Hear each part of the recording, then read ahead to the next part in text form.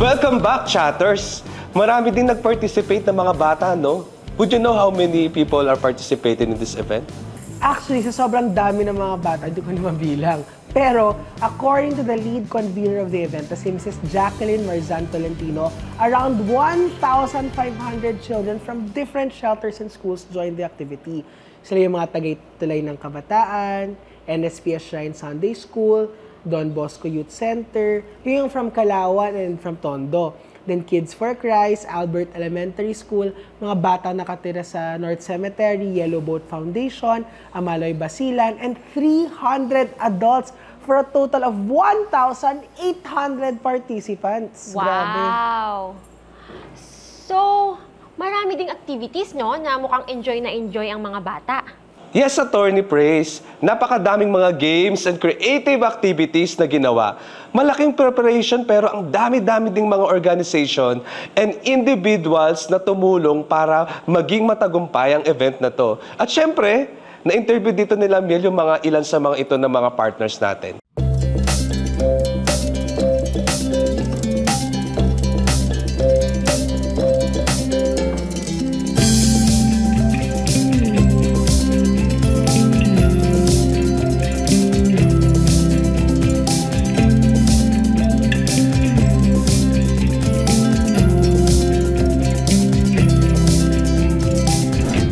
Finally, tapos na ang mga celebrations at kasama natin ngayon ang punong abala, aka Superwoman ng ating event ngayon, na si Tita Jackie from the CBCP Episcopal Commission on Biblical Apostolate. Masaya ako na nandito kayo upang ma-witness ang kasayahan ng 1,000 saya ng mga bata dahil kay Jesus. Nandito kami para mag-support, especially dahil nga mahalaga yung World Children's Day. Yes. Malaki ang gustong i-support ng pamahalaang Maynila para maging mas successful po ito. Bakit napalapit sa akin itong World Children's Day? Kasi naniniwala ako na ang kabataan talaga, parang si Rizal.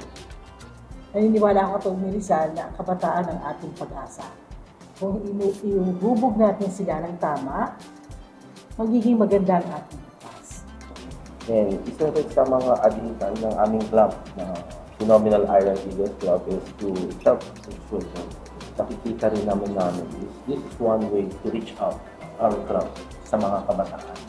Na hindi po porket na sabihin fraternity or religious fraternity, it's more on pagtulong. Napakita namin yung pagtutulong sa mga kabataan. Paano kami makakatulong sa kabataan? Kaya kami dito tumulong kasi nakita namin how we can help amplify the voices of children.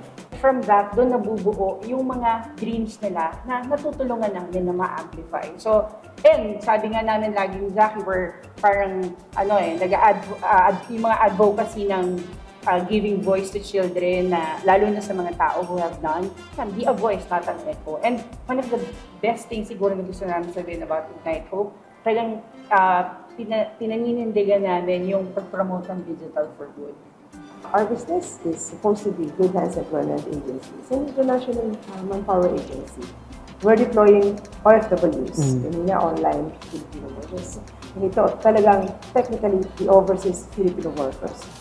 But believe it or not, kami yung agency ayaw nagpapaalis ng mga tao, mga Filipino especially. Why? I believe, as President of Good Hands, our mission and vision is to protect the children. How can we do that? We can do that by letting the parents stay here in the Philippines. We teach them financial literacy so that what they can do, alis lang sila, gawin nilang puhunan whatever this weather, then bumalik sila rito. Bakit? We believe that the anchorings of children are, number one, God, and the instrument of God are the parents. Most of the time, yung mga abuses, problems, even suicide, nangyayari yan because of the absence of the parents. Unang-una, ang unang tanong ay kaya natin kung ganito kalaking project, no? We're only used to parish-wide activities, at most by carry aid, pero this one is a national activity. Pero sabi nga ni Sister Jackie, we have to accept the challenge and do the best that we can para sa mga bata. Since World Children's Day ito, And sabi ko nga sa mga members ng Pastoral Council, we hope to be a good benchmark sa mga succeeding. No? So, I'm very happy naman na operative naman lahat ng mga members ng Pastoral Council. And hopefully, ay sana naman na up to the end, maging successful. May vision na pinakita sa akin si Jesus na while I was praying, Jesus yakap-yakap pa ang isang bata na umiiyak. And I didn't know that 7 years after, when I was in Davao, in the NCR workshop technically, no, ng mga biblical apostles ng buong bansa, pinamission po ako ng ating chairman ng ECBA, which is the Bishop Mayugba, na mag-celebrate, na mag-lead ng isang activity para tulungan mga bata lumapit kay Jesus. Especially sa mga panganahon ngayon na syempre madaming nangyayari na nakakabigat sa kanilang puso. No? Sabi ko nga kanina, sila dito may problema. At 6 to 12 years old, ang dami nagtaas ng kamay na nakakagulat. Kasi inisip mo, mga bata walang problema.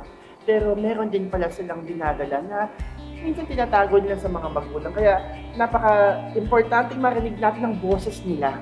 Ano ba ang tutulong na maging masaya sila at maging buo sila? Dahil sila ang future natin kailangan we have to pass on our legacy of faith to the next generation. So, importante na we have to do good. We have to plant seeds of hope in them. Sabi ko nga, they are the children of hope. So, kung hindi natin sisimulan ngayon, kailan pa? 2024 na, imagine nyo ano ang future natin sa 2050, kasama na sila. Sila na ngayon ang leaders natin. So, kailangan tinanggap po itong hamon na to. Napakahirap, dahil lahat halos ng cities, inimbita natin. At sila po nag-represent ng 12 tribes of Israel. Kasi may gera. Hindi kami pwede makapunta sa Israel. So sila, yung mga Pilipino, mga batang Pilipino ngayon nag-represent ng bagong henerasyon ng 12 tribes of Israel. So ang mission is, sabi niya po, paano bang maging masaya ang bata? Sabi niya, magdasal.